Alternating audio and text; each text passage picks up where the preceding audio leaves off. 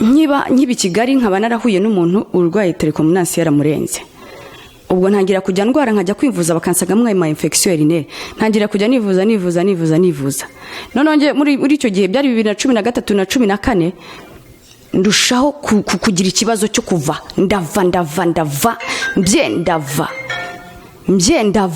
ndava bivaho kuva haza ibintu binuka bindi ntibibatera iseseme abakurikiye ubuhamya TV ntibibatera iseseme ibintu by'umukara. Ndibuka hano nazengurutse abajenikologe 10 kwa studio ku Gitega, kwa Claude ku Muhima, kwa Gatsinga, kwa Kanimba hari ya Sainte Famille.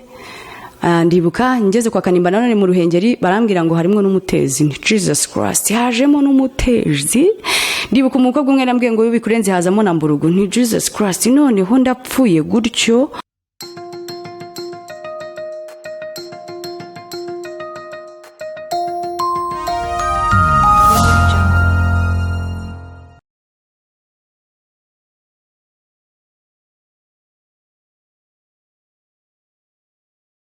Amena nanjye ndabashimiye. Ni Giselle ugarutse mu gice cya kabiri. Mukomeze mu bwumve, harimo ubuhamya bwubaka, harimo ubuhamya buri butume amabanga ya Satani ameneka, mukamenya ukuri guhishwe, mukabatuka ngo muzamenya ukuri, mumenye ukuri kuzababatura ngo kandi abazi Imana yabo bazakomera n'imara gukomera bakora iby'ubutwari. Ndangije ndavanye noneho ndarutanze. Ndibuka yankubitiye no mukabara banyubahaga. Barangije baranyubahuka. Ndibuka hari umutipumwe nigeze umutipumwe yaravuze ngo yo wa mukobwa mwiza disi baramukubise ntiyo banyubahaga bampaga icyubahiro. None bankubitiye mu kabari ndiyandaritse. Icyaha ni ikigome cyagutesha agaciro. Yo nta nagaciro nanagiraga kuko niyandarikaga. Ariko ubwo ndibuka umunsi umwe nagiye kugura abatipe inkweto. Mubyara wanje yigaga muri apikire. Uyu aba bahungu uri kugura inkweto n'imyenda. Mubyara warangiza ntumugurire. Iyi Imana izakubona gute Giselle? Ntoke none uzi ibyo ngiye gukora. Ngiye kujya kugura umutipe inkweto ngure na mubyara wanje. Imana izabona ko nta spendinze mu bandi batipe wenda izambabara ntago izankubita. Ko nahoraga niteguye kwizankubita. Ariko ubwo muri ubwo buzima mwuka wararakoze. Nkiba Kigali nkaba narahuye n'umuntu urwaye telekomunansi yaramurenze. Ubwo ntangira kujya ndwara nkajya kwivuza bakansaga ama infection urinaire. Ntangira kujya nivuza. None muri icyo gihe byari 2013 na 14 ndushaho kugira ikibazo cyo kuva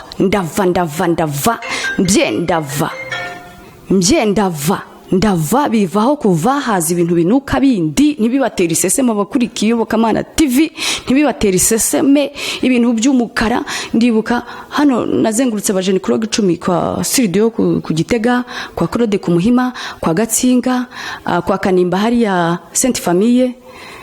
Ndibuka ngeze kwa Kanimba none mu Ruhengeri barambwira ngo harimo n'umutezi. Ni Jesus Christ hajemo n'umutezi. Ndibuka umukobwa umwe nambwiye ngo bikurenze hazamo na mburugu. Ni Jesus Christ none ho ndapfuye gutyo. Groupe twagendanaga mu modoka bagendaga bifashe gutya naranukaga nakinjira mu rusengero nibatera iseseme nakinjira mu rusengero kwa kundi umuntu yinjira mu rusengero yipfutse gutya. Ngiye sinipfuka neza nkasiga kanya ngo ndiye ko umuntu twicaranye atifashe gutya na hano nkongera nkijishe ngo ndiye katifashe gutya. Ndibuka umuyobozi wa Dani nigeze kumwicara ruhande yumva ndanutse navani barajya ngumviye gusambana kumbe ntagazi. Ubwo muri ubwo burwayi najyaga nirwa nirukanka mu banyamasengesho mu nsengere basengera amazi bakayama abarambura ibiganza kunda yanjye nirwa ndushya abanyamasengesho. Yesa 59 haravuga ngo nta gukuboko kuwiteka kwaheze ngo kunanirwe gukora nta nubwo gutwi kwe kwananiwe kumva ngo ahubwo ibyaha byanyu nibyo bibatandukanya nawe.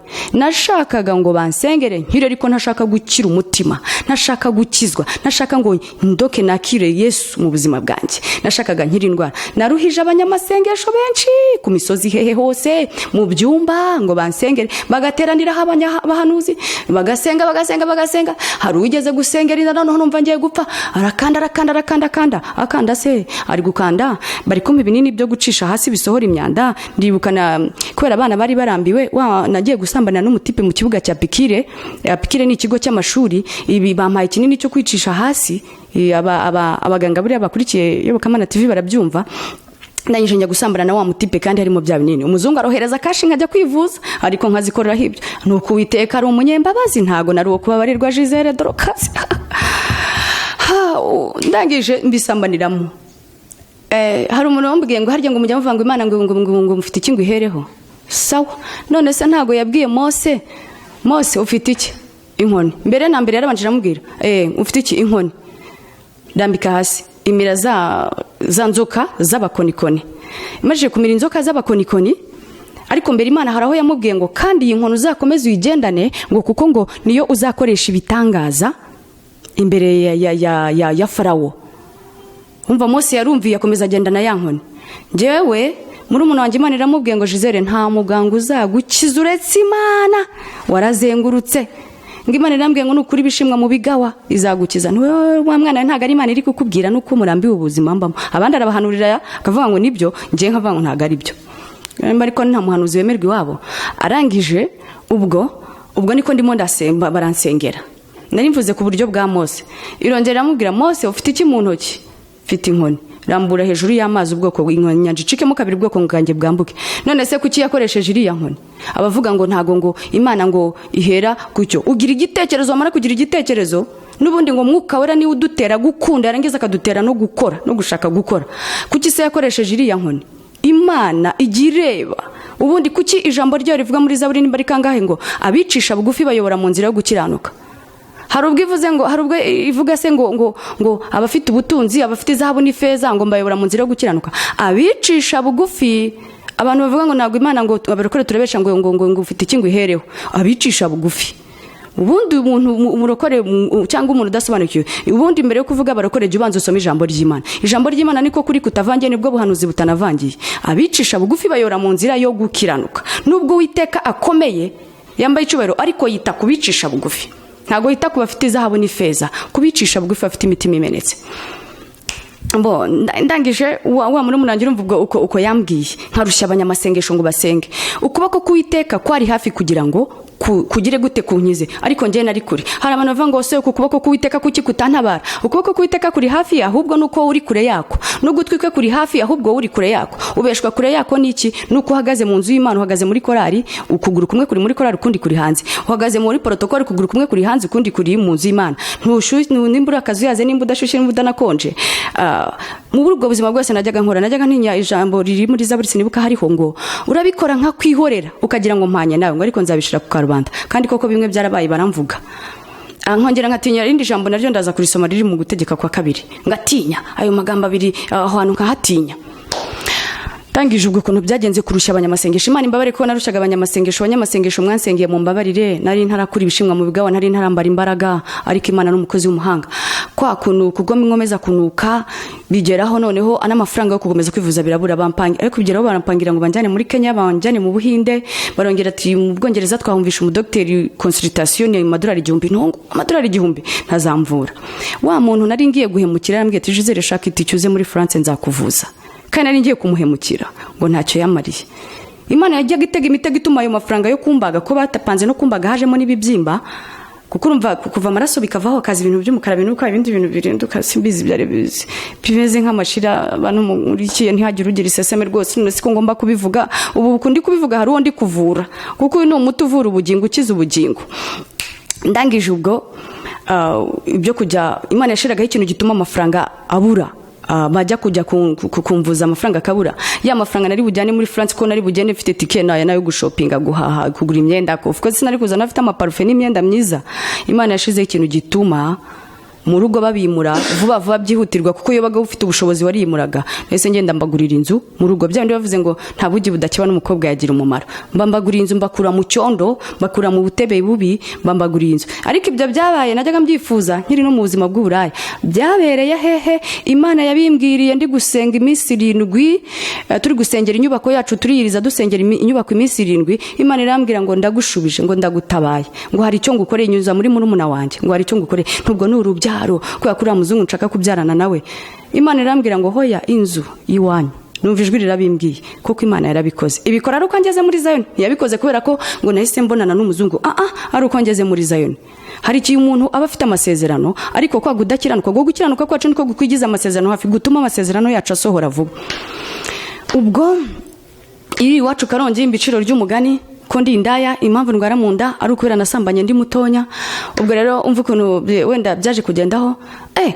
umva rero akambabwire mwuka yarakoze. Hari abadamu babiri bashatse kuza kundega ku rusengero, kuza kuvuga mu materaniro ngo umukristo wanyu yadutwariye abagabo, abashaka kuza gusakuza ku rusengero. Umugabo umwe nari naramutwarishije iki, abamama reka mbabwire, aba bari abamama bakijwe n'abadakijijwe, reka mbabwire, nigeze kubabwira kubw'abana banyu uburyo bajya batwarwa. Reka mbabwire abamama mukurikira Iyobokamana TV, umva ikintu natwarishije umugabo wa mbere. Umudamu yajyaga yirirwa mu rugo, yarangiza wadafite akazi akirirwa mu mafilime y'amasere y'amanyakoreya, yava mu masere y'amanyakoreya akaba ari muri WhatsApp no ku Instagram areba imyenda igezweho. Umugabo yava ku kazi, ibiryo biri ku meza, nta kumubwira bon appétit, nta kumusangiza. Umugabo arushe ajya kuryama, amazi yo koga se yayabona? Wenda hari dushe, wenda akajyana muri dushe, ariko nta keya yamuhaga, yari keyaresi. Amafaranga, ndashaka amafaranga, ibiki n'ibiki, turi umugabo ibibazo by'amafaranga kubera yagiye kuri Instagram akabona amasitiri agezweho, amamakiyaje agezweho. Umugabo nta keya yamuha. Umugabo yajyaga ahungira iwanjye.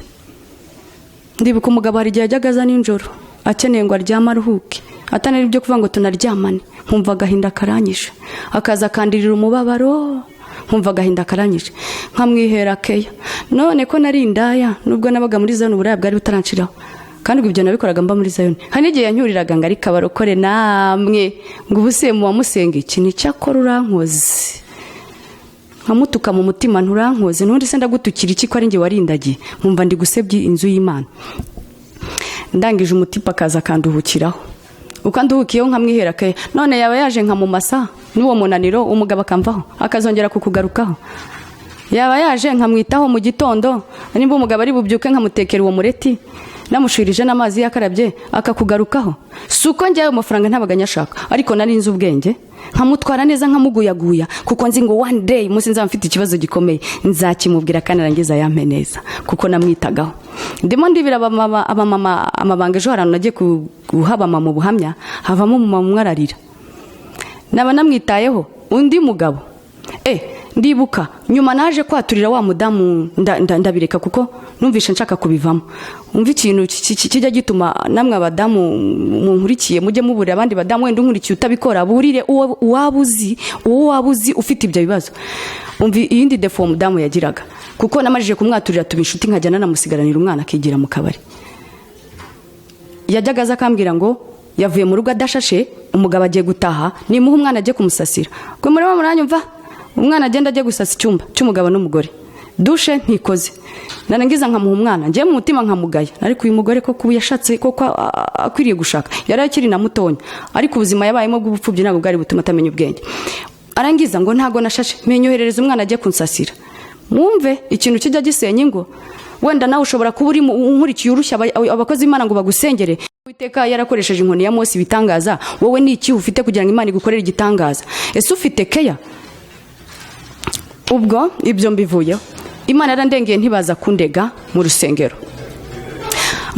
Ndangije ubwo ukuntu byagenze, nagiye hari ukuntu nigeze kugibuka nano muri Kongo, ngiye gusura mukuru wanjye, njyana na murumuna wanjye n'undi mwana nareraga w'imfubyi.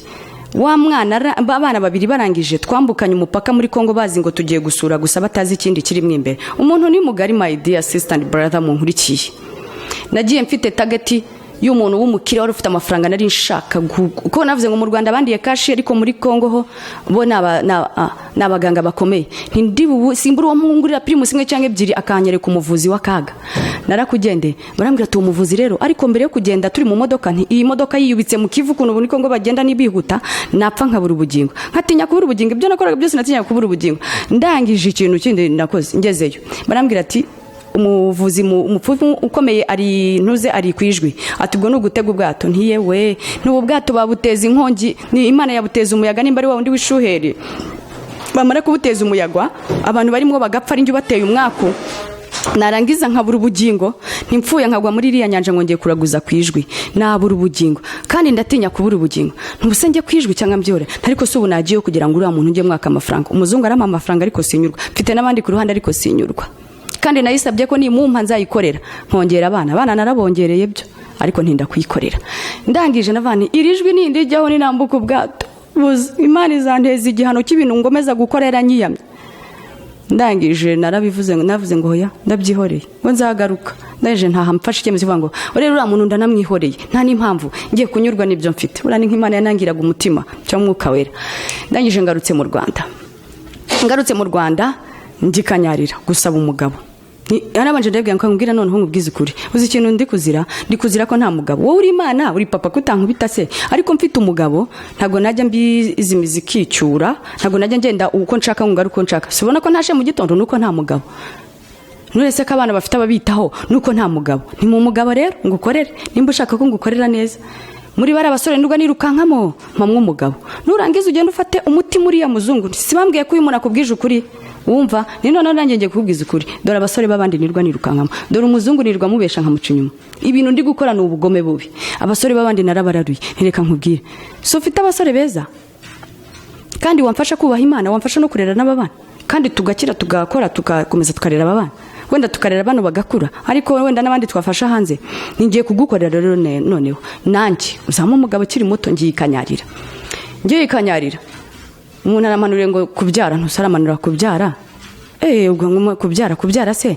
hari umugabo mfite ko nabwiye Imana ko umuzungu iramufata umutima ariko ubwo umuzungu n'ubundi byari byarahagaze kubera kurwara mu nda byari byarahagaze kuvuga wenda twaryamana ndangije ngeze ikanyarira umva umurongo Imana yanyihereye Imana ibyo twibwira si byo yibwira Yesaya 49:8 ngo niba ari mu gihe cyo kwemererwamo mu gihe cyo gusubirizwamo ndagukijije ngo nzagutangaho isezerano utume ubwoko bwanjye niba ari ngo basubizwa igihugu cyabo cyabaye umwirare ngo uzabwira abari mu nzu y'imbohe ngo nibasohoke ngo uzabwira n'abari mu mwijima ngo nibabone ni ibingibi si ibingibi 2015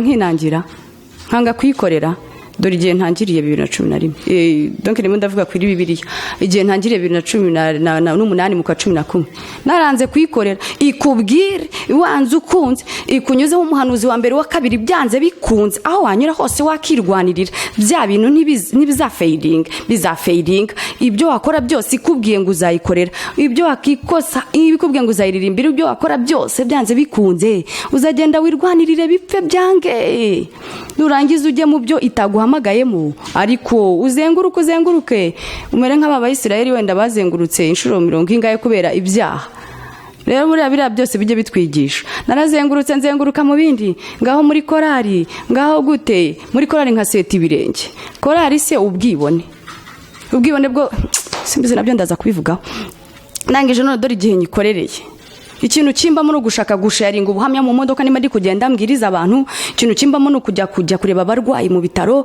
abatitaweho nkabitaho nkabagumaho nkabatekera nkabagaburira nkabarimbira indirimbo zo mu gitabo nkabasomera ijambo ry'Imana nkabaha ubuhamya hari abo mbibwira bakandeba cyane kuko mba nisangira ababyeyi bo abarwayi bo mu biturage bakure baturutse iyo ngiyo muri Musanzi nkagenda nkabwiriza nibyo bimbamo no kwicara nkumva yaba ari umugabo yari umugore tuwa mugabo rero ngiye narinda yitwara abagabo bandi singira isoni zo kubivuga yego kuvuga cyane muri bisi sinabishobora ariko wo twicaranye wenda nabyo bizagerwaho simbizi niryo shaka niberamo kuririmba na setaga ibirenge ndangije mbivamo ndibuka hari ukuntu nabaga muri korari nigeze kurara mu kabari nambaye umushito inkweto ndende ndi kunywa nabanje byeri nkurikizaho rikeri ibyo birandenga kubera umunaniro ni samedi saa moya tugomba kuba turi gusenga korari imbere na mbere tukabanza tugasenga saa 2 kandi umuntu wageraga nyuma ni wa saa 1:30 saa 2 tukaba dutangiye amateraniro ndibuka natangiye amateraniro nturi umubi wa zarikeri ntimana wambabarira uyu mwuka ntugere muri bano baririmbye mana wambabarira numva ngiye isereri kubera umunaniro n'inkweto ndende nambaye inkweto ndende ntimana wambabarira singwe kuri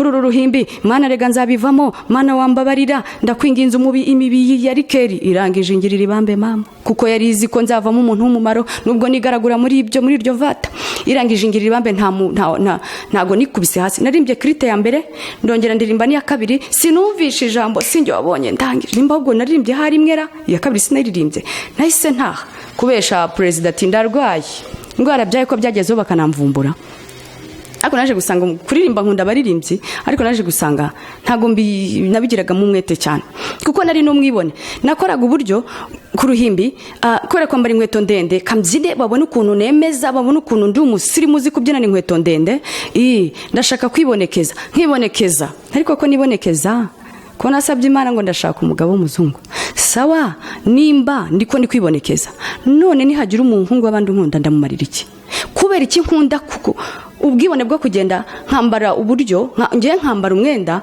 kugira ngo nereke abantu, nemeza abantu. Ijwi rikambwira ariko uriya mutipe abatipe bandi ushaka kurobesha nakurobura mu marira iki, arakwifuza nashaka kukwihana uri bwemere, nturaho umucumuje uri gutuma abantu b'abandi basambana mu bitekerezo. Ubwo si ubwibone, nubwo wavuze ngo warakijijwe, ntabwo ukijijwe neza.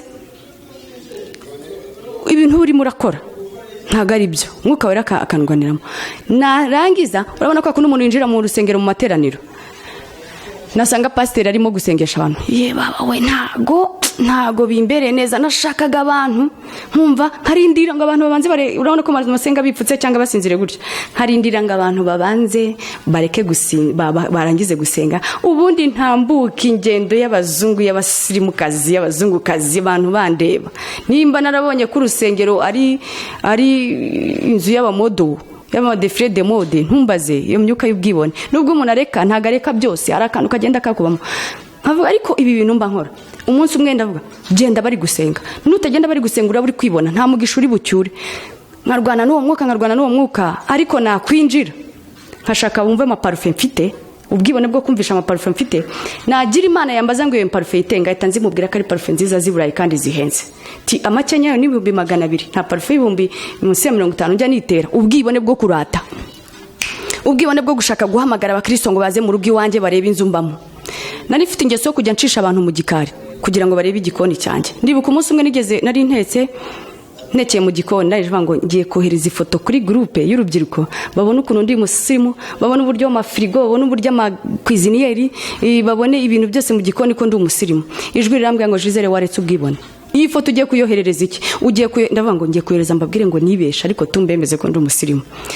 Ngwana n'iryo jwi ngo nta kibazo reka nyohereze. Uyohereje ngo ibamarire iki? Ni ijambo ry'Imana boherereje. Ndwana n'Umwuka Wera ariko ndangandaneshwa, ya foto ndayohereza. Ndangije mfukama imbere ya frigo ngo Mana mbabarira ubwibone, mbabarira.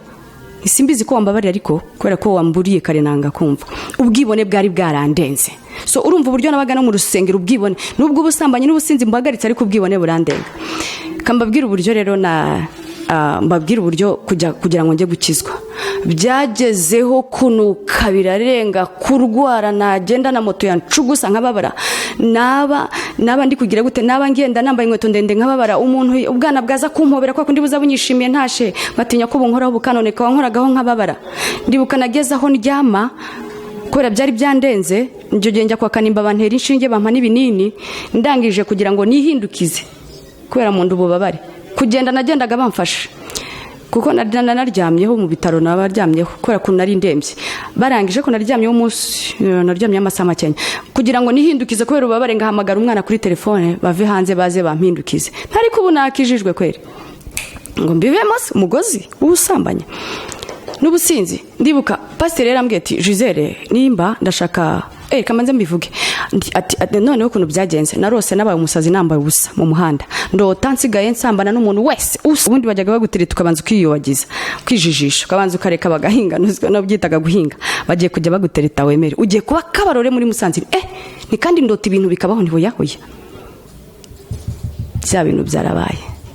Ndibuka hari n'umukozi w'umuntu w'inshuti yanjye yigeze vuba ngo Giselle ni mwiza yambara neza, ngo ajya nitera n'ama parfum humura, ngo ariko hari igihe kijya ari kubwira umuzamu wawe ngo hari igihe kigera kanuka, numva nkozwe n'isoni, numva ndamwaye, numva sinzongera kujya kuri uwo muntu kuko abantu bose bamajije kumenya kunuka.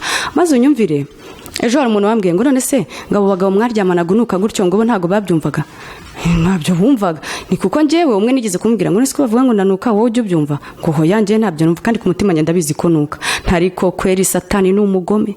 Uyu mugabo ntago yumva ko nashize naboze kandi ubwo nuka ariko nkasambana, abagabo bakaza kandi ndimo ndananuka. Ngo abo bagabo ntago bagiraga iseseme, none se Satani ko yabaga yabafutse amazuru barabyumvaga. Ubwo ndangije byabayeho mfite rendez-vous, ubwo uwo mutipe arampamagara, yari yarateganya n'abandi ngo uriya mukobwa nzabereka ko ngiye nzamusambanya, nubwo yigira uwa class arabitega babigira agatego. Ndangije umutipe arampamagara ngo nize tujye gusangira Heineken, numva ko ari by'ubujama. Arangije ati ndi mu rugo, ngo no tubanze tukanywere mu rugo turagisohoka nyuma, kandi ubwo mfite undi uri kuva i Kigali uzamara weekend iwanjye. Ndangije wa mutipe byarangiye sambanye nawe, ntibya bindi narose birabaye. Ubu ngubu kuvuye ubibaye ntinigisheni cyose Musanze niko bigiye kugenda. Ubwo niko ndi kubabara cyane, wa wundi nawe w'i Kigali.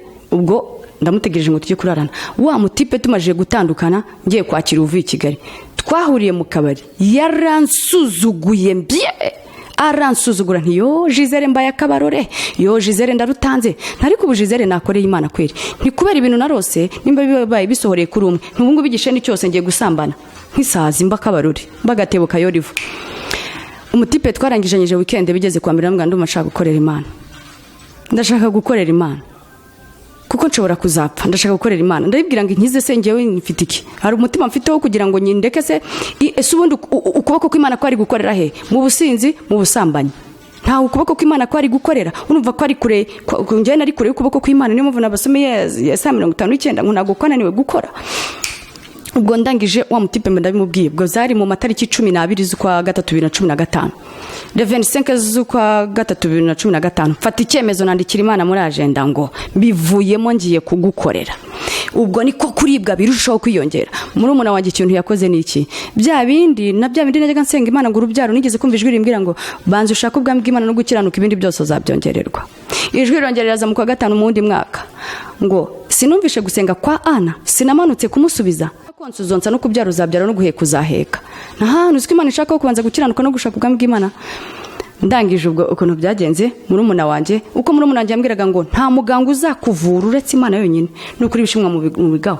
Ariko ubwo nkaba nari naragiye mu rutari Kanyarira, murumuna wanjye turi mu buvumo bwa Kizabonwa bajya Kanyarira, niho twabanjirije gusengera mu buvumo buhari muri Kizabonwa hejuru y'umugezi. Ati Giselle Imana irambwiye ngo kandi iranyihanangirije, kandi yahoraga bimbwira Imana bimubwiye, iranyihanangirije ubwa mbere n'ubwa nyuma ngo nkubwire ngo yakwihanganiye kenshi, nimba noneho udafashe icyemezo ngo ukizwe ikintu Imana igiye kugukorera, ntuzavuge ngo ntiyakubwiye. Undi mupapa ati mama dogo buriya uzi icyo Imana ifuze, buriya aho kugira ngo iguhombe yaguhombya, yaguca n'amaguru ukayikorera mu kagare. Nti Nyarugenge nabonye umuntu uri mu kagare ari kugenda abwiriza, nti nimba ari uko bimeze. Ubwo nagiye ku musozi Kanyarira size rikeri muri garderobe, hari pariti yo gushiramo rikeri n'amave yo mu macupa n'amave yo mu makarito. Nyine nkemeza abantu bemere ko ndi umusirimu, nayikopesheje amadene ye aragenda ariyongera, icyagiteza inyatsa amadene biki byose nta kintu umuntu ageraho. Muri izo wisamira yongera ubwenge nari kujya mbikana desamiri nizo nabitse kubera icyaha cy'inyatsi y'ubusambanyi, zose inyatsi yarazitwaye, nta kintu kimwe nageragaho. Ndangije nta byo gukora natekerezaga, ubwo nta bwenge bwo gukora natekerezaga. Ubwo ndangije ubwo nahise mbwira abana bari bagiye gukora exit, abo baranywaga, ntiyemwe narabahamagaye ndi kuzamuka Kanyarira, nangiye kuzamuka umusozi, ntiyemwe ntinakijijwe izo nzoga muzinywere, ningewe ntago ntihari hasigaye icupa rimwe rya rikeri, mvuga ngo nindirangiza wenda nzakizwa, ntinarireka, wanarirahenze ntago narireka. Yari rikeri yari yaraturutse nimba ari muri Irish, ntago nayireka, iyi ngira henze kandi nkwaga ibirikeri bikomeye. Ndangije ndavuga ntiyemwe ntinakijijwe muzinywere. Navuye ku musozi Kanyarira nagize ubwoba natitiye. Imana yagiye impera umugisha ku muvandimwe wanjye. Ubwo umuvandimwe wanjye aricaye ntari kwiga, buri Imana aravuga ngo banza usenge ko ndashaka kuba incungu y'umuryango wawe. Ubwo niko asengera abana ndera, babana nabongere ba 33, habesha umuzungu ni 27, ari 33 kubera kugira impuhwe zo kuzana abantu benshi. Abandi ti wareza abana bakenya kugira ngo uzarebe icyo wigezaho. Nimwe nta rukundo mugira mu ndeka, Imana se izangomorora imigisha. Ndibuka ibi ndi gukora, muri umunangiye yarampanura arambwira ngo mbonye izina ryawe mu itangazamakuru, ngo mbonye ngo ku mateleviziyo, ngo wowe ngo mu itangazamakuru. Yabimpanuriye inshuro 2 mbonye mu itangazamakuru. Ibintu byose yagiye ampanurira nagiye mbicamo, ariko ibi hakaba ubwo nsenga cyangwa gukora gukizwa nkaba amaso ntibisohore. Niba ngibi byo mu itangazamakuru nafasenze mu itangazamakuru nzajyamo gute? Wenda ari wowe baba barahanuriye kwibwira ngo ubundi ubuhanuzi bw'Imana urabutegereza ukabutegerezanya gukiranuka, ugategereza wihanganye.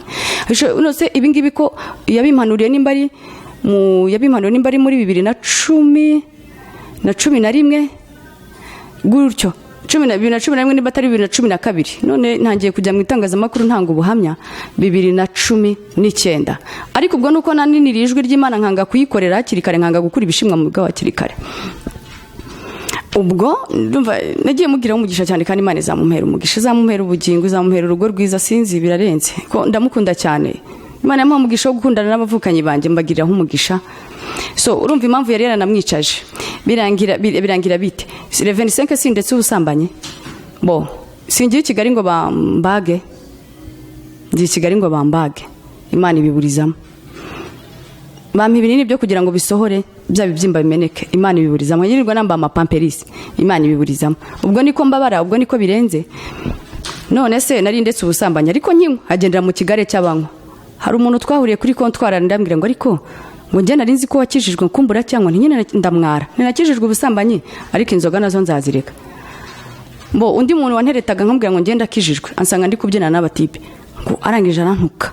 Kuwirata ngo warakijijwe. Ubu se wakijijwe iki? Numva ijwi rirambwiye ngo ko ku ruhanga rwe hatanditseho ngo warakijijwe. Ubundi babimenyera bate? Ko bagomba kubimenyera ku mbuto wera. Ubundi umuntu uzibwira ngo umuntu ukijijwe ngo uzamumenyera ngo ubundi se wamumenyera he? Ari mu myambaro? Ari hehe? N'ubundi umuntu ukijijwe umumenyera ku mbuto. Kandi nako Yesu yavuze, ni nako Yesu yavuze ngo tuzabamenyera ku mbuto bera.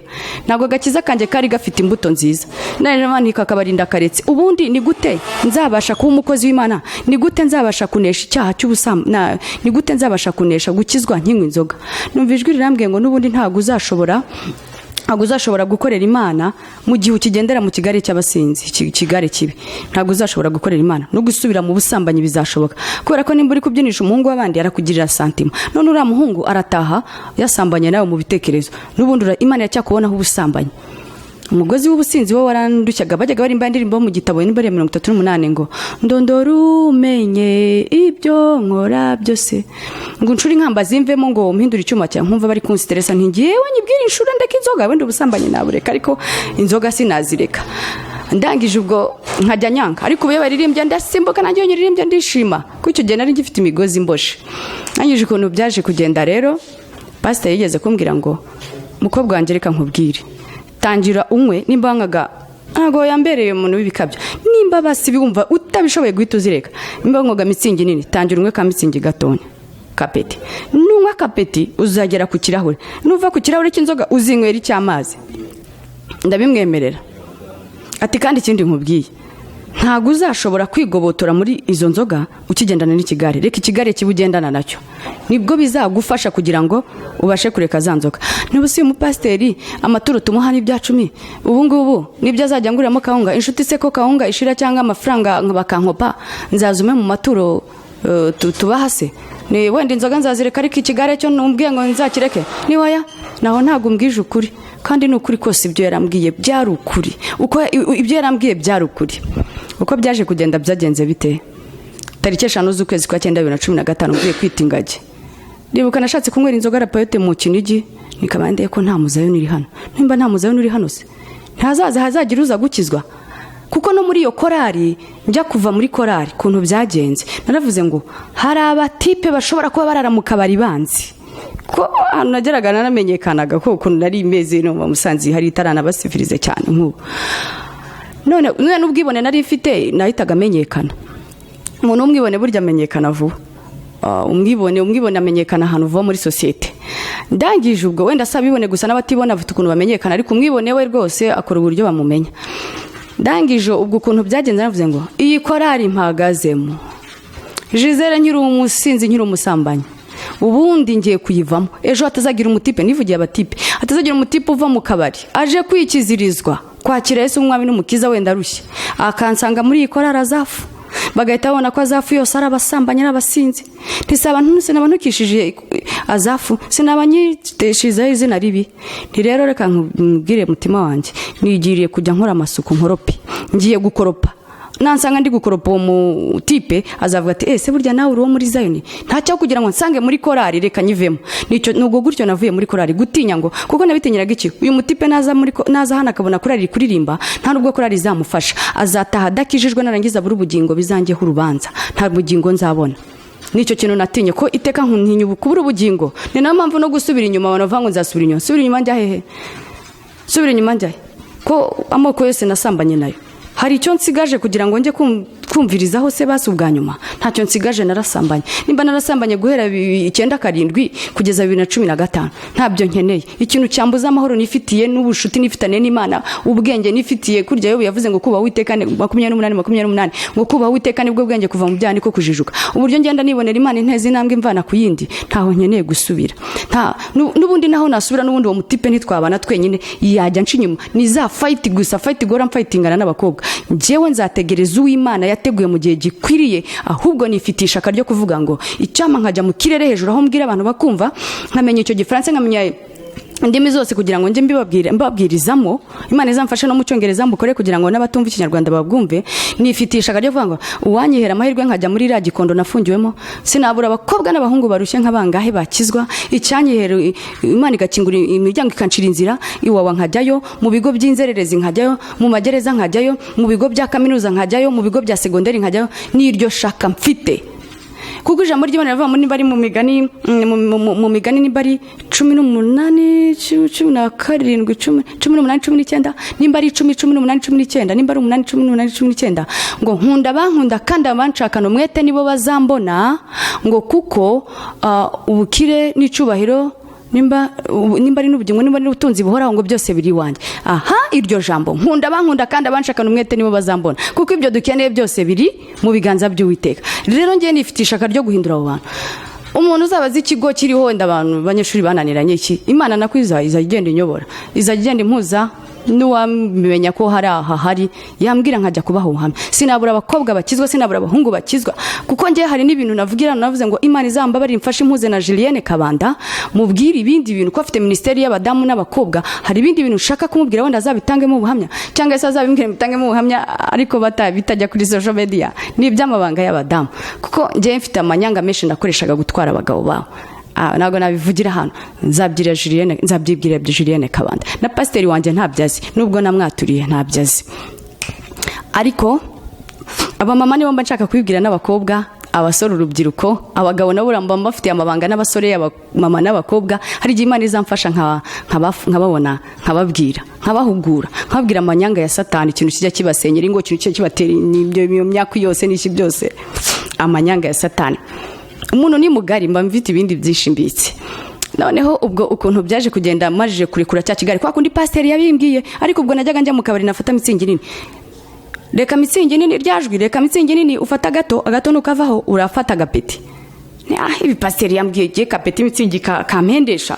ntago nafata kapeti mitsingi niba nareka nifatira runini nzayireka nafata runini nkibuka aya magambo pasiteri yambwiye nakunda umupasiteri yarambangamiye iyande kubundi kwigihe kizagera nka kizo cyangwa undi nivire no muri Zion nigendere ndibuka umutipe umwe namwe ngo Giselle hari ikintu ngusaba Imana imumugisha ubu n'umugabo Jonathan Imana izaguha umugisha nimba ujye unakurikira iyobokamana TV yarambwiye ati Giselle reka nkubwire kuko nakundaga kumwaturira namwisanzuraga kuko nawe yabaye mu buzima nk'ubwo nabayemo yageze mu Kigali nawe cy'urubyiruko cy'imyaka y'urubyiruko nawe yabibayemo arambwira ati Giselle ikintu ushaka gusaba wowe ikibazo cyawe uragenda ugahera ukava mu itorero ati jyuza hari jyuza hura n'ijambo Uwiteka yateguye kuko natwe ntago bavuga ngo 100% twese turakijijwe nk'abantu se kundi umusambanyi nyuri umusinzi naza mu itorero hatazagira njye ntakomeza gutera umwaka itorero nguhuya ngwino hari gihe hazamanuka ijambo Imana yateguye ijambo riribuze rikagukoraho ugahinduka ati nese twebwe twese twabikoraga ariko tugahindukira mu rusengero tubikora tuba mu rusengero numva mbwiye neza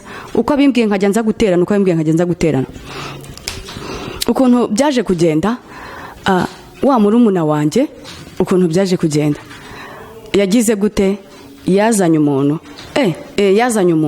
amuzana 2016 muri 2016 kuko ibyo gihe njya kuva itariki 5 z'ukwezi kwa 9 shoko bari muri 2015 yazanye umuntu bombi baransengera barasenga bakora kuri yanda barasenga ariko narababaraga baraseka ko wakoragaho nk'ababara barasenga bamajije gusenga amazi basengeye niyo nanywe imajije kuyanywa akagenda sohora bya bintu by'amaraso akagenda sohora bya bintu by'imyanda bibinuka nabi kuko ndibuka naranutse n'isazi ziraza nagira bo bitera iseseme mwuka byaramwe noneho anicaraga iminota 5 isuvi ikaba yuzuye cyangwa ikaba yuzuye nkashiramo papier hygienique nabwo nkumva natujije abana banje bari babizi ko nuka iyo hazaga abashitsi nakoraga ibyo nicara kure yabo kugira ngo batanyumva abana banje bari babizi ko nuka barabyakiriye bari babizi ariko bazi ko nzakira ko ndibuka umunsi umwe narabaruhije bose baraza barapfukama uko banganaga bose buzura icyumba ko nafite urugumba runini buzura icyumba barasenga bararira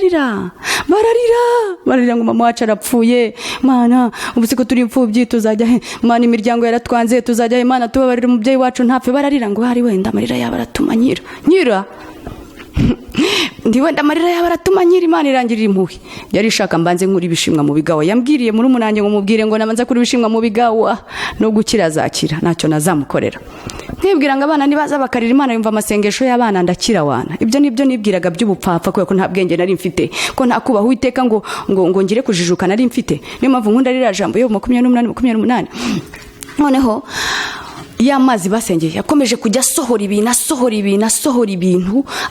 ibintu by'imyanda bibi binukana bari kuko bisohoka niko ndushaho kubabara nkamera nk'igisebe bashizemo umunyu cyangwa urusenda mu gisebe simbizi niko mbabara niko birushaho birasohoka birenduka birasohoka rigihajyaga haza n'ibinyama mbere yuko bansengera n'ibinyama bikaza nkava ari kubujizere ubusinzapfa nari wo kurwara kanseri y'inkondo y'umura nari wo kurwara sida ibyo byose Imana irabindengera simbizi nimba ararebeye kuri barabana nareraga aba bakene n'irusha n'abimfubye nimba ararebeye kuri barabana babiri nabwiye ababyeyi bango ntibabakuremo nzabarera nimba ararebeye ko nzayikorera simbizi Imana ifite uko yarebeyeho ndangije murumuna wanjye umva ukuntu Imana igira neza yamuhaye umugisha yaramaze imyaka 5 turi gusenga mu binginzi umuntu aravuga ngo Giselle genda ubwire murumuna wawe abyuke ko yari yarushye aho ko yasengaga cyane n'ubu arasenga ahubwo no kubera ko ubu yabonye akazi ariko aho akorera Imana yahashize igicaniro ayoboye abanyeshuri n'abayobozi kandi Imana imuha igikundira kundwa n'abantu kubera iki ubwiza bw'Imana kuko ngo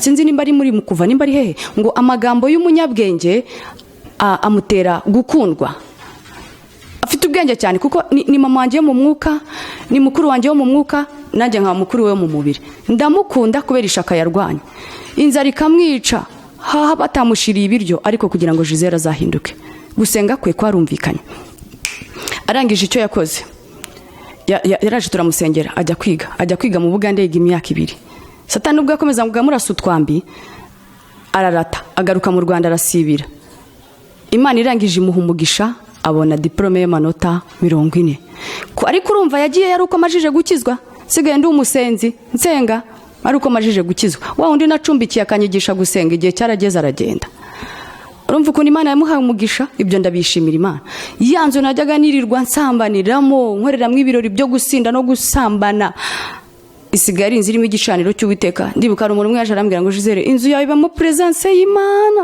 ndavuga ngo Mana ushime ubukene bwaraje bumajije kuza umubyeyi arambwira ngo nta bushobozi mfite bwo kwishurira abana nta n'ubushobozi mfite bwo kwishura inzu ntaho kugira ngo nsubire mu buzima bwa KBC na hehe gusambana nongere gucuruza umubiri Imana yarankijije kuri akubora mu ndi kandi nda kanseri kandi nda sida nisha ntaho najya ngiye kugurisha materiyori zose mfite mu nzu nimara kuzigurisha njye gushaka inzu nishaka bari chambrette nishaka bari ibyumba 2 ntisizabura umuntu nyishuri 30 n'Imana izajya yibuka ku barwayi nge muri izajya yibuka ku bantu nagiriye neza ntisizabura umuntu nyishuri inzu 30 kandi ntasambanye nabana mbashire muri 9 nafite umwana muri abo bana ndera harimo abana bazi ubwenge uwigaga muri FAO wigaga irambura abigaga ikirambo abigaga mbese habamo uwa mbere uwa kabiri uwa gatatu babandi babakene no muri babandi nafashije bari bagiye gukuramo inda abo bana bazi ubwenge bwinshi cyane rero ngo bana banje mureke mbabwire bira bigo mu bivuyeho sirito hariyo n'amadeni ngiye kubashira muri 9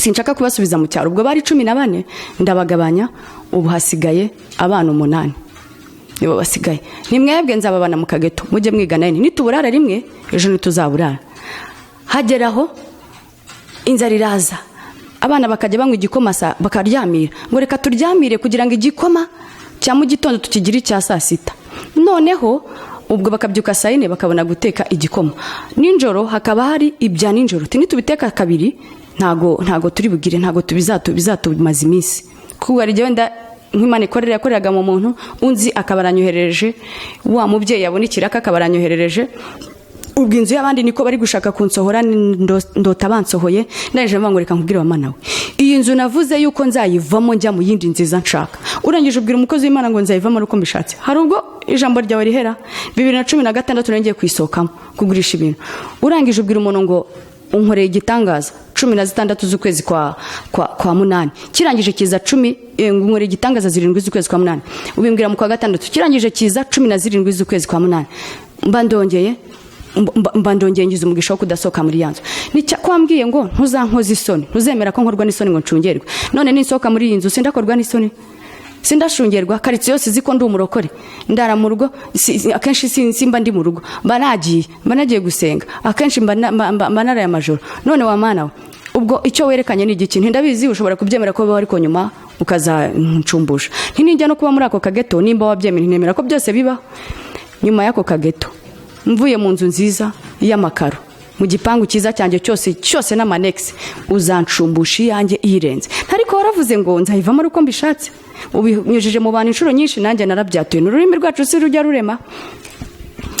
Ndangije ndavuga ngo ntago nasubira mu busambanyi, ni cyangwa bana reka mbacyure njye Kigali, nshake njye mu kiyovu cy'abazungu, nshaka umuzungu mbwira ubuzima bwanjye uburyo nari ndakadirake, uburyo byose byo nakoraga, narangiza nkajya nkakizwa. None uwo muzungu mfasha umakazi, nzi hari umuntu nigeze kujya urabona ko ndi umuntu agenda gusenga, ndibuka yari muri salvation, nshaka aho bampanurira nyine. Umukozi Imana angezeho aravuga ngo Imana irambwiye ngo genda witoze kuba umugore. Ngiye nitoze kuba umugore, siko nta mugabo hari ngo mwitorezeho, nditoza kuba umugore gute? Ntuyu mugabo samvangiriweho, kandi umugabo adahari ngo mwitorezeho, nzitoza kuba umugore nabonye umugabo. Numva ijwi rirambwiye ngo uri wa mukobwa, umwenda w'imbere abana nibo bagufurira, uri wa mukobwa toilette douche n'abana bayigukorera, uri wa mukobwa icyumba n'abana bagusasira, uri wa mukobwa. Kandi barabigishije ngo iyo munsi y'igitanda hari umwanda ngo ntago marayika aba kigusuye muri icyo cyumba, ngo kwa kundi marayika asura abantu. Ibyo bintu n'abantu bikoresha ntuzi kubyikorera. Uri wa mukobwa abana nibo bagufurira, uri wa mukobwa ntuzi guteka, uri wa mukobwa ntuzi gutera ipasi. Nibyo wakoraga kera ukiri umukozi wo mu rugo, warabyibagiwe. Ndangije kubera ntangira gukoropa mu rusengero, ntangira kujya nkoropa. Abakozi Imana barambwira ngo barashaka ko ntekera umukozi Imana kwa kundi abibiterane, abakozi Imana bakamara iminsi. Ni ngiyewe se Giselle nzi guteka, ariko hari umuzungu atubwiye ko Mwuka Wera yigisha guteka kandi yigisha ibintu byose. Ndangije nkunda gushira ikintu cyose imbere y'Imana, ndabanza ndapfuka mu Mwuka Wera, reka nkubwire, si wigisha guteka, ngiye gutekera bari abakozi Imana bakomeye, mbabarira biryohe. Umukozi Imana barabiriye baravuga ngo biraryoshye, ni ngiyewe ntago mbizi. Ariko kubera ko Mwuka Wera abanye nanjye, ntangira kwiga guteka ku rusengero, kandi Imana yambwiye ngo nitoze kuba umugore. Ntangira kwiga gutekera ku rusengero. Ndibuka umukozi Imana yampaye inkweto ngo nimuhanagurire. Ntago umukozi w'Imana salvation yamvangiriweho, kandi nzanamushaka nzajya kureba ko agihari mbimubwire, ashima Imana ko Imana ibyiba yankoreye, mbumuha ubuhamya nawe. Ndangije ampa inkweto ngo muhanagurire. Mwuka Wera wo kabyaro, sinzi guhanagura inkweto, sinzi iyo iva niyo bijya, nizanjye n'abana bazihanagura kubera kudamarara ko abana bampanagurira. Narasenze ngo Mwuka Wera mbabarira, ntabari ngiye uhanaguriza inkweto uzihanagure. Narazihanaguye mbona bigenze neza, umukozi Imana arazambara. Nihaza n'abakozi Imana b'abadamu nziga gutera ipasi, kuko aba bagabo babaga bafite abaprotokole b'abasore babakorera ibyumba banabaterera amapasi. Nihaza n'uw'umudamu nzamuterera. Umukozi Imana bazana imyenda nayo ndayifuze. Narangiza nkoza amatuwarete ku rusengero. Ndangije narabwira ngo noneho Mana ndabyishimiye guca bugufi, nkajya nekereza aho navuye, ngatekereza ukuntu ari umusirimu, ariko Mana uzi gukura, yindi uzi gucisha bugufi. Nubu ninjye uri koza amatuwarete yo mu rusengero, ni noneho ndashaka izase nabi mbye, ise nabi nindangiza nabwo nyoze, ni kandi nzambikore mu buryo bwo kukuramya. Ni kuko ndabizi kukuramya kwanjye muri Azafu nakuramyaga ntago ko ari kuze, naho ubwo kukuramya ibingibi ndi gukora ntibavuze ko imirimo yose dukora myiza tuba turi kuramya Imana.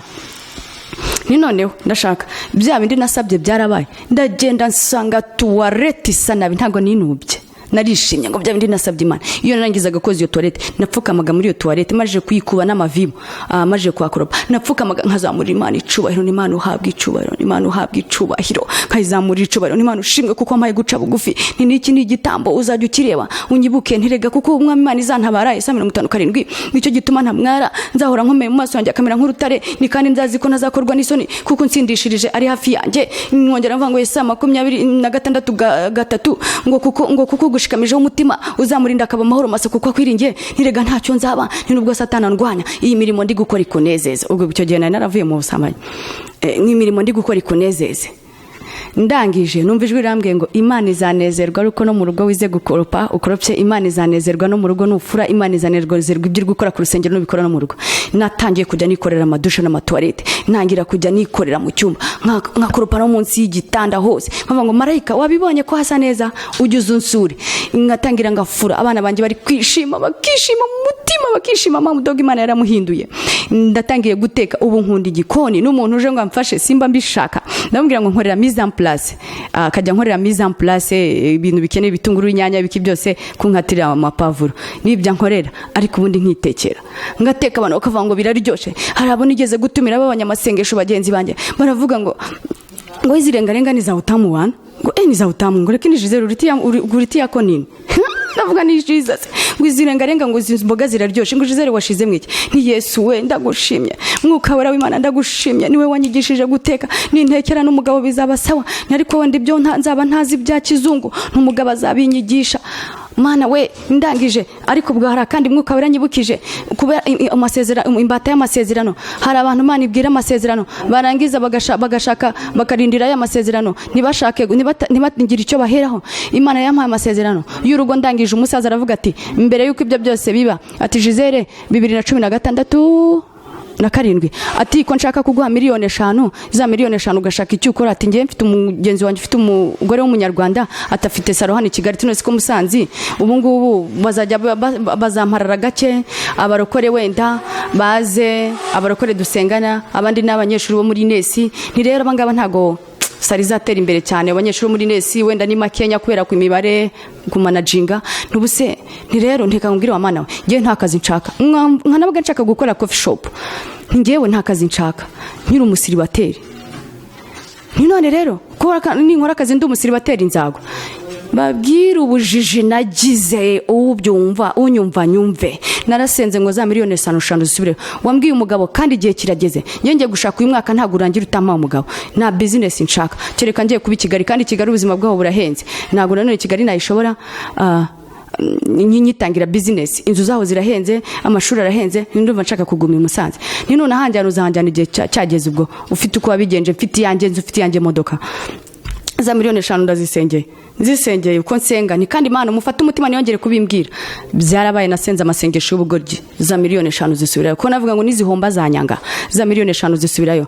Ngo ubwo ntegereje amasezerano. Undi mukobwa turi gusenga ati Giselle, erigari nuwaza kukurambagiza agasanga ngo uri umusenzi gusa nta kazi ufite, akagusuzugura akigendera. Atari ko umuntu yagusanze uri gukora, abona kuri n'umuntu w'umukozi, anagushatse wamufasha gutera imbere, guteza imbere urugo.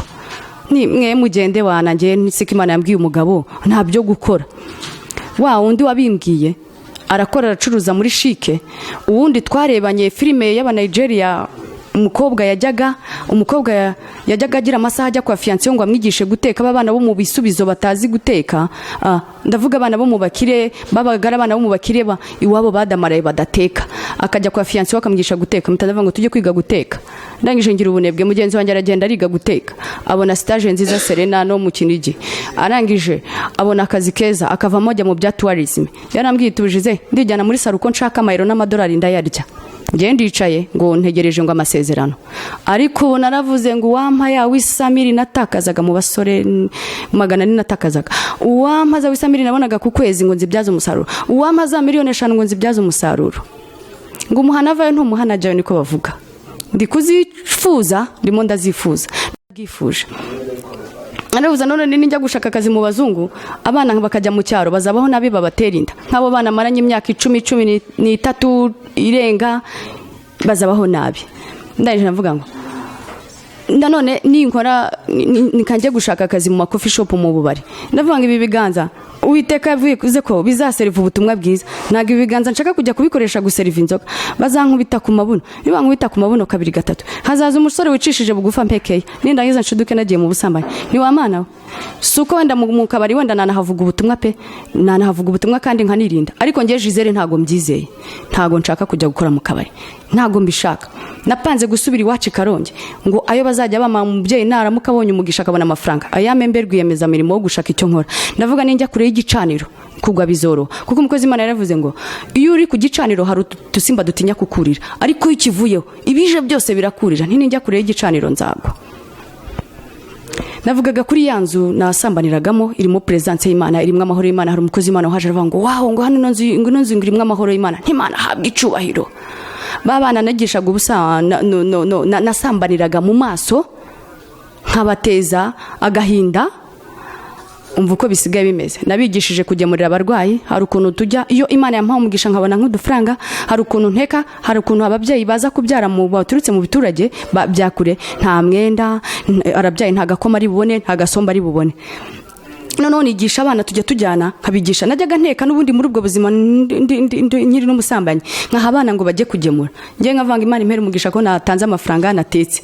Ariko ubu noneho aho natangiriye kuvuga ubutumwa nsigaye njyayo. Nkanavuga ngo nabona adafite umurwaza arembye nakemera, nubwo haba imbeho yahatari Musanze mu ijoro, abarwaza kwa kundi basora hanze bagiye gukora amasuku, nta kibazo nkubite. Iyo ni sacrifice nziza izahora urwibutse imbere y'Imana. Tukagemurira abo barwayi bababyeyi, umubyeyi akabona agakoma, akabona isombe, hakaba mwe usanga badafite amafaranga yo kwishura, nkabasengera. Harabona asengeye bicamo, nubwo ntafite ubushobozi, ariko ngiye icyo mfite nicyo ndaguhanda gusengera. Ariko mbere yo kumusengera nkabanza nkamubwiriza, kuko ngiye nshobora kumusengera adafite ukwizera cyangwa yifitiye ibindi yishingikirijo. Nkabanza nkamubwira ariko mbere ko ngusengera, nimba muri wo hatarimo gukiranuka, nimba muri wo ufite ibindi bangikiranyije na isengesho ryanjye riri bukore, nkabanza nkabagira inama, nkabaheraho urugero uburyo Imana yari yaranze gukora kubera nari umusambanyi, nari umunyamabi, nari jyaga mu bapfumu. Ariko muri bapfumu najyaga njya muri murangi, ajyaga ambwira ngo Giselle, waretse kubangikiranya Imana, reka kubangikiranya Imana, Imana nzayisenga kandi izagusubiza, urwo rubyaro uzarubona. N'Imana iratinda, reka nigire mu bapfumu. Ndibuka muri murangi ajyaga avuga ngo hoya Giselle, reka kubangikiranya Imana. Ibirozi naragiye mbita mu cyobo, majije kubita hashize iminsi ndongera anshi 160 ngo ndashaka ngo urubyaro n'umuzungu ajya gwibifaranga byinshi kirega, ariko nanjye uzamaho. Ndangije muri murangi ati Giselle, wambabari ukareka kubangikiranya Imana. Ya Mana naje kugeraho, wa mupfuma abonye nyamwimye ashaka kunyica, ashaka kungirira nabi. Ndangije muri umuntu wanjye aransengera, na bya bindi yampaye kubera ko nari natinze kubona amafaranga, kandi nanjye ntibyari byanaciye. Muri yarambeshaga ntago byari bucemo, ashaka kungira n'abarangambanira. Muri umuntu wanjye arasenga, turangije turasenga, amasengesho yacu anesha za mbaraga z'umupfumu. Ndangije yabihumbi, mfata ibihumbi 100 avango Mana, reka ngende mbiguture mu ituro ryishimwe, kubera ko nari ngiye kuyajyana mu bapfumu. Umupfumu yaragiye kunyica, urangije urandengera.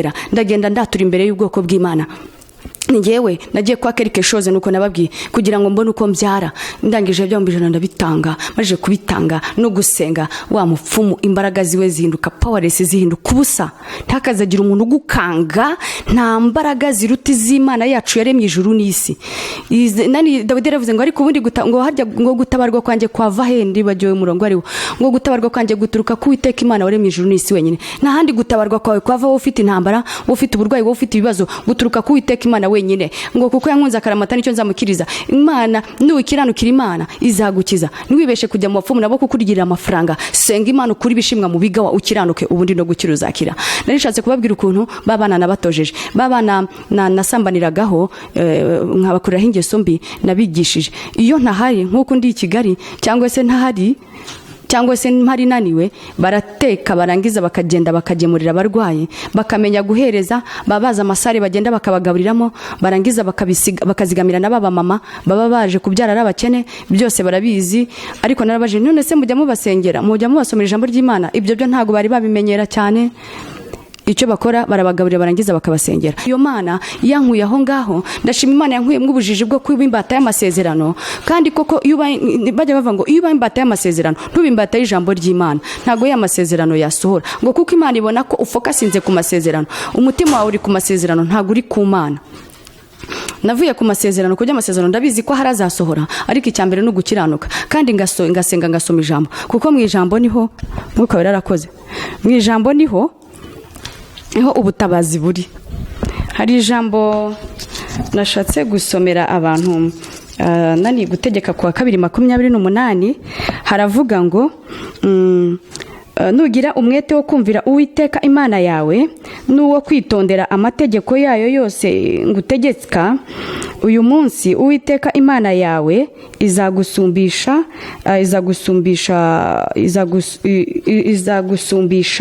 amahanga yose yo mu isi, kandi iyi migisha yose izakuzaho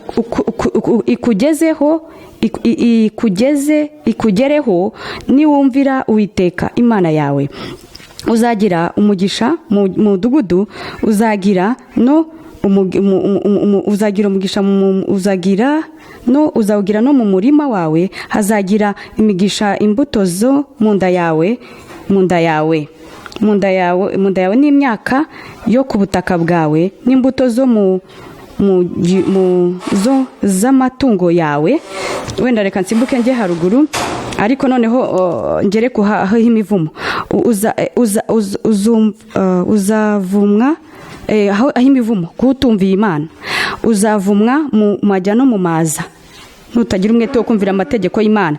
Uwiteka azakoherezaho umuvumo no guhagarikwa umutima no kubwirwa ibyago bizaza mu byo ugerageza gukora byose, kugeza aho uzarimbukira ukamarwaho vuba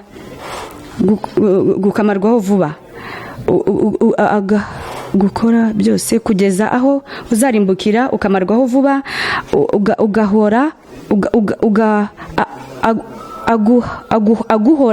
aguhora ibyaha bikomeye uzaba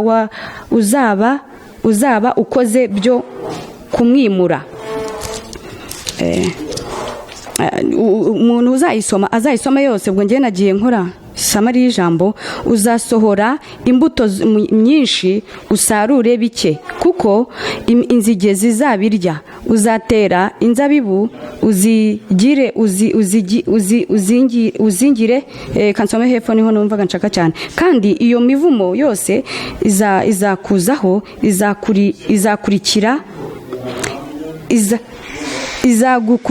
izagukurikira igufatire igeze aho uzarimbukira, kuko uzaba utumviye Uwiteka Imana yawe, ngo witondere amategeko y'uburyo bwose yagutegetse. Noneho na 60 kavuga ngo kandi azaguteza haruguru akavuga nimba ari 60, akavuga hejuru akavuga ngo hejuru ya 60 58, nutitondera 58, nutitondera amategeko yayo yose y'aya mategeko yanditswe muri iki gitabo, ngo utinye iri zina ry'icyubahiro riteye ubwoba, ari ryo Uwiteka Imana yawe. Uwiteka azaguteza wowe n'urubyaro rwawe ibyago by'uburyo butangaza bikomeye, bizakubaho akome, n'indwara zikomeye zizabera akarande, zizabera akarande. Kandi azaguteza nawe za ndwara zose yateje abanyegiputa, zikagutera ubwoba, zigufateho akaramata. Kandi indwara yose n'icyago cyose bitanditswe muri iki gitabo cyayo mategeko, nabyo Uwiteka azabiguteza ageze aho uzarimbukira. Uwiteka atugiriye neza. Somye iki gitabo, impamvu nkibabwiye, najyaga ntinya ngo iyi mivumo niramuka ingiyeho nzabigenza gute, ko mbona ibyaha ndimo ndigaraguramo atari byiza. Natinyaga iki gitabo cyo gutegeka kwa 2:28. Nubona udukurikiye asoma iki gitabo cyose, yumva iyo imigisha umuntu abona, yumva imivumo umuntu abona. Noneho hano Yobu 8:5, nushakana Imana umwete ukinginga ishobora byose, iyaba wari uboneye kandi ugakiranuka, ni ukuri byatuma iguhugukira, igatuma ishyira ihirwe mu kibanza cyawe hakiranutse.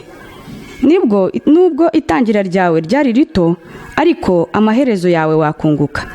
Hano 5 baravuga ngo nushakana Imana umwete ukinginga ishobora byose, ariko 6 bakavuga ngo iyaba wari uboneye kandi ugakiranuka, ni ukuri byatuma iguhugukira. Ushobora kwibaza ngo kubera iki ngiye ibintu byanjye bihora ari ibibazo, ibintu byose bihora ari ibibazo. wowe ushobora kwibwira, wenda hari urugero, hari ushobora kwibwira ngo nje akenshi niheraho, hari ushobora kwibwira ngo iyi ngingo ashaka Imana ngo arakiranuka, ariko hano wenda nkuko ngiye nayishakaga ngo ingize, ariko ngifite ubusinzi n'ubusambanyi. Urabona ko hano avuga ngo iyaba wari uboneye byatuma iguhugukira, byatuma nimba umwanzi wawe aguhugukiye, nimba Satani aguhugukiye ku idosiye yawe, agahugukira amashuri yawe, agahugukira urubyaro rwawe, agahugukira urushako rwawe, agahugukira umutima wawe guhora utishimye, guhorana intimba, iyaba wari uboneye ni ukuri byatuma Uwiteka aguhugukira ngo mu kibanza cyawe ngo igashira ngo igatuma ishira ihirwe mu kibanza cyawe hakiranutse. Ni mu mutima wawe nta ntimba zibamo, mu mutima wawe nta kwitotomba, mu mutima wawe nta shariri mu mutima wawe nta guca imanza zibamo. Uwo ubonye donc ibyo nshakiye kikubivugira iki, najyaga njyewe iyo mbonye umuntu udakijijwe nubwo yaba yineho yabagize gute, mpita mvuga ngo Mana, nkuko wankuye muri rya vata uyu nawe wamukuramo. Mana, nkagirira agahinda barimbuka, apana kubacira imanza ngo nabapagani nabaki. Ngiye mpita mvuga ngo nanjye nari umupagani, nta kintu ngiye umuryango wanjye kwa Maritini twatanze, ni ubuntu wangiriye bwansanze muri rya vata bunkuramo.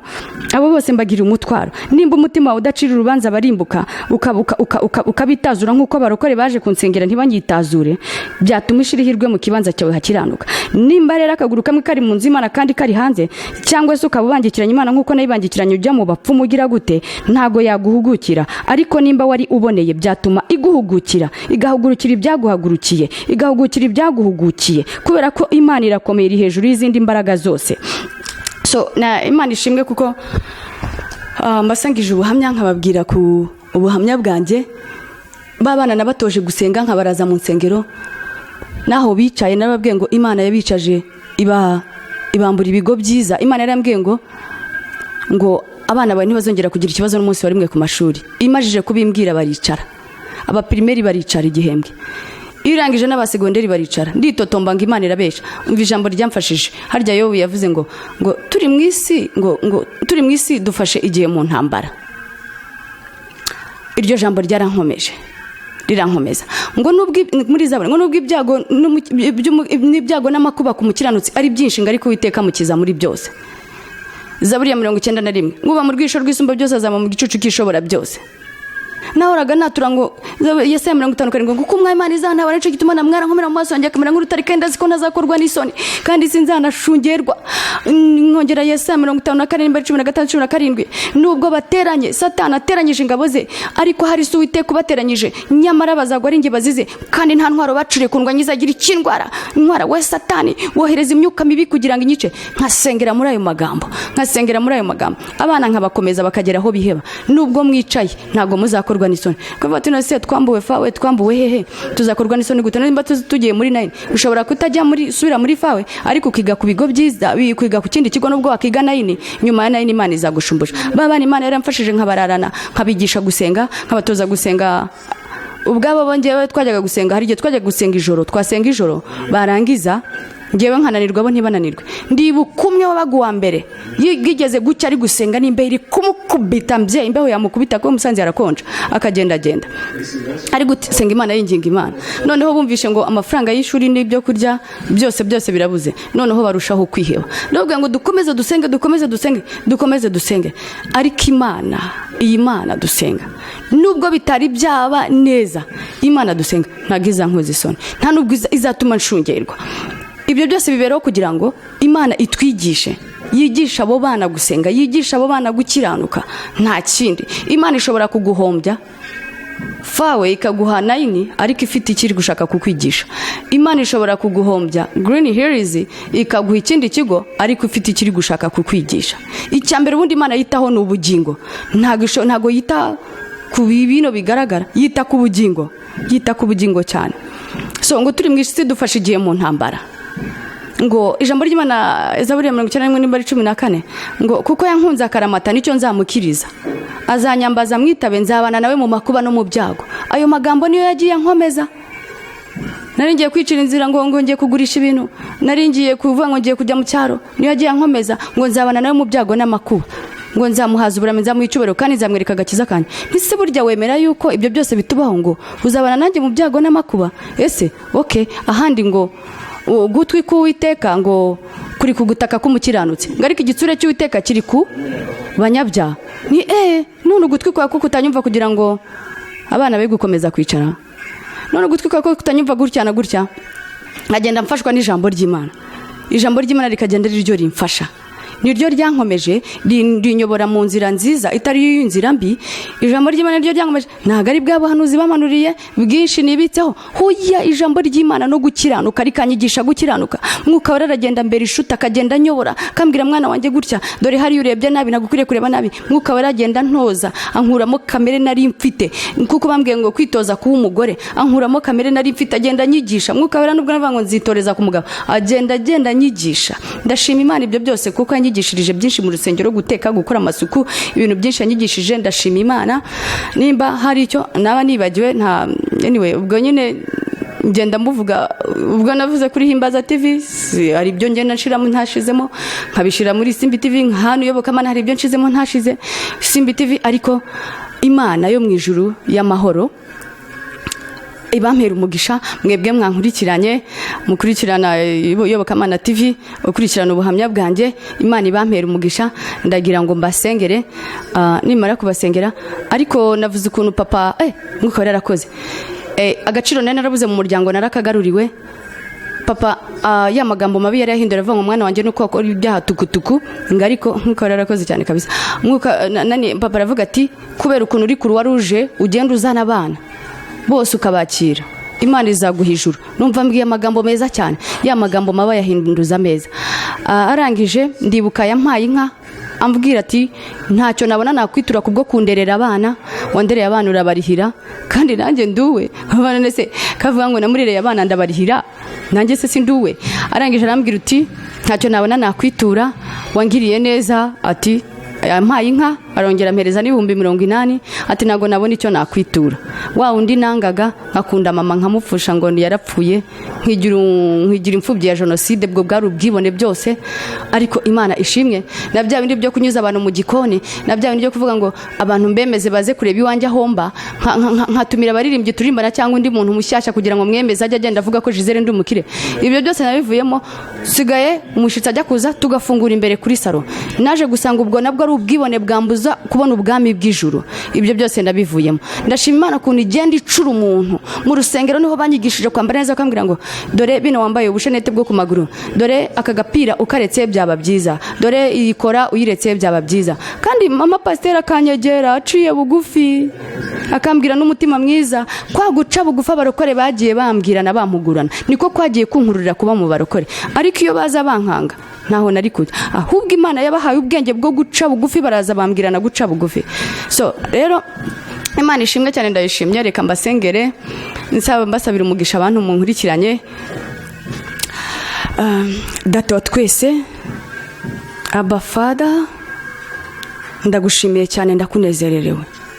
Wewe wankijije kuba useless girl, ukabona ko nakwiriye gukomeza kuba imbura mumaro, ukabona ukankiza gupfa, ukanyiza impfu zose nyinshi cyane nagiye nyuramo, ukaba ukindinze kugeza aya masaha. Warangiza ukampa ubushizi bw'amanga bwo gushira hanze, amabi nabayemo kwishira hanze. Hari benshi bambwira ngo Kigali irambonye ngo kubera ko nishize hanze. Papa ntago ari Giselle wishize hanze, ahubwo nshize amabanga ya Satani hanze. Nshize gukora kwa Satani hanze kugira ngo Satani akorwe n'isoni. Njye sinzakorwa n'isoni, Satani ni uzakorwa n'isoni n'abambari be. Njyewe ntacyo nzaba kuko umwami Imana izantabara, nico gituma ntazamwara, sinzanakorwa n'isoni kubera ko ntago nihagurukije warampagurukije. Nyaguhora ku ngoma, ndagushimiye ndaguhimbaje kubera ko abazakurikira ubu buhamya bazaba ari benshi. Nibarangiza abadarahinduka bahinduke, nibamara guhinduka nabo bahindura abandi. Ndasenze mu mbaraga z'amaraso Yesu Kristo, ndakumira ikintu cyose cyakwishira hejuru kurwanya ubu buhamya. Mana, abantu bakabwumva bakaburekeraho, ntibagire icyo bashira mu bikorwa. Ndasenze kugira ngo amavuta yawe bwuzure, amaraso yawe bukavaringe. Ndabuzengurukisha uruzitiro rw'amaraso yawe Yesu Kristo. Reka abakobwa bari bubwumve bagira icyo bakuramo, abasore bari bubwumve bagira icyo bakuramo, abamama bari bubwumve bagira icyo bakuramo, abapapa bari bubwumve bagira icyo bakuramo. ugakuramo. Data, mu mbaraga z'amaraso yawe Yesu Kristo, reka bimenyekane kuri Imana. Narindiho ndamamaza we Kristo, singewe uri kwiyamamaza, ngewe nta nicyo ndicyo. Nge se nakamamaza iki? Singe wikuye kebisi ku mihanda, singe wikuye mu magereza, singewe wikuye watumye ntarwara sida, nta ruhare nabigizemo. Singewe wikijije kurwara kanseri y'inkondo y'umura, singewe wikijije kurwara na kuba narwara kanseri, singewe wikijije kuba nabura mu nda ngapfa cyangwa isazi zikajya zigenda zitumuka, nubwo zatumutse ariko kankiza. Singewe wikoreye biriya byose, ni ukuboko kwawe kwiza, ni urukundo rwawe rwiza, ni imbabazi zawe nyinshi zituma tudashiraho. Uwiteka ndagushimiye uburyo wansanze mu nzozi ukansura, abahanuzi wagiye unyuzamo, ngushimiye ko wankijije, ngushimiye ko wandinze. Papa, iyo utankiza bariya abana b'abahungu baza kwiga muri Inesi, mba narabahinze mw'ubudehe nk'abamara nyaguhora ku ngoma. Ndagushima ko wampereye agakiza, mwami, ntabaye umwanzi w'abamama mu rusengero, abana babo narabararuye. Ndagushimira ko ntakiri umwanzi w'abadamu kubwo kubatwara abagabo babo. Ndagushimira yuko Mana we, ahari Inesi yari bumenyekane ko hari umukobwa Giselle wabararuriye abanyeshuri. Ndagushimira yuko aho kugira ngo mpindemwe ubudehe abasore bo muri Zion ndetse n'abandi bo mu yandi matorero, ahubwo ubu ngubu nyagora ku ngoma wampagurikije kugira ngo ngende mbabwire amabanga ya Satani, wampagurikije kugira ngo ngende mbabwirize. Ukomeze kunshigikira, ujye uhora unyuzuza ubundi bwenge kurushaho nyaguhora ku ngoma. Uri bukurikiraniye ubu buhamya, reka bugiraho bumukura, nawe narangiza hakura abandi. Nsabiye umugisha Iyobokamana TV uyamamaze Kristo, irushaho kwamamara igere kure. Mwami, abantu benshi bahinduke bakizwe, kuko uyu ni umurimo ukomeye kandi umurimo mwiza. Ndagushimye, ndaguhimbaje kuko bampaye karibu kugira ngo nze nsangize ubutumwa bwiza. Uwiteka ndagushimye kuko ugenda undinda kugira ngo nyaguhora ku ngoma mbigikoresha ukoresha. Ndagushimye, ndaguhimbaje. Rero ndafunga amarembo yose y'ikuzimu mu izina rya Yesu Kristo w'i Nazareti.